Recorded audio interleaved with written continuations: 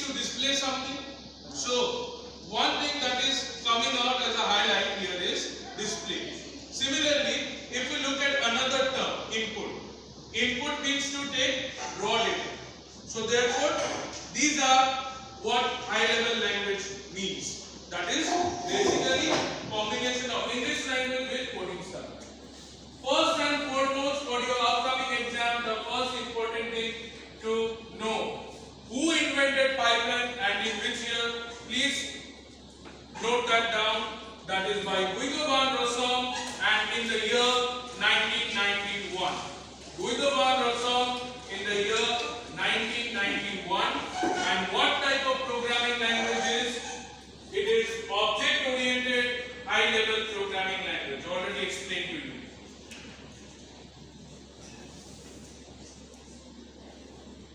So developed by Guido van Rossum, the year is 1991. Okay.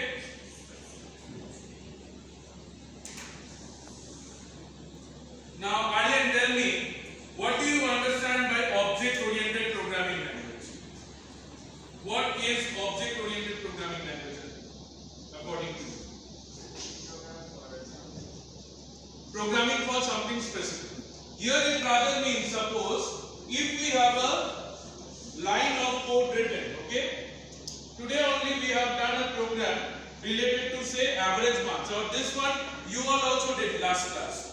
In this program, here the line A is related to B and B is related to C and C is related to average. This is called object-oriented programming, where there are objects A, B, C, average, all being interlinked with each other. This is what object-oriented programming language means. Is that clear, everyone? Okay. So now, once we talk about object-oriented programming language, I hope it will be there in your grasp that object-oriented programming language means it is basically how different lines of code are interlinked with each other. Okay? Right. Now, Python is interpreted language. What is the meaning of interpreted? It means line of code is executed one by one. That is line by line. For example, see here. Let's go back to the program. In this above example, line number 1, that is A equals to int input, enter, mark for subject 1 is executed first. Secondly, B equals to int input, enter, marks for subject 2 is run first. Okay? So it will always be linked in sequence and execute. That is what line by line execution means. Next important thing is Python is case sensitive. How do we know that Python is case sensitive? See, all of the programs or codes that are being typed are all in small letter. Can you see any capital letter in the middle? There is no capital letter. It also means that if I write PRINT, where capital P is given, that is different than small print. Rather, Python will not understand this because this is illegal. But this it will understand because it is case sensitive. Alright? Are the features clear to all of you? Okay. So now let's do a quick recap. Sare, question to you. Python was developed by whom? Without looking at the e-code, please answer. I would request Abhi, please come here and shoot this. Okay. Guido van Rossum. Okay. Kyra, in which year Guido van Rossum invented or developed Python? 1991. And just now we have learned an important feature.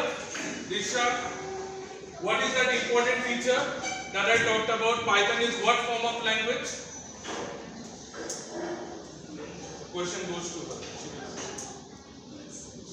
Case sensitive. Okay. What else? She has also answered. That is interpreted or high level language. Okay. Now, Python has a unique symbol that is called prompt. Okay. What is prompt here? For that we need to understand IDLE. In the IDLE, I have written print GDGPS. Can you see this symbol here? This is called Python prompt. So this may come in your upcoming exam that what is this symbol referred to? It is called Python prompt. Next up, how you can save your Python program? A Python program can be saved using the script .py. Okay? .py is the extension. And lastly, what is the full form of Python? It is I for integrated.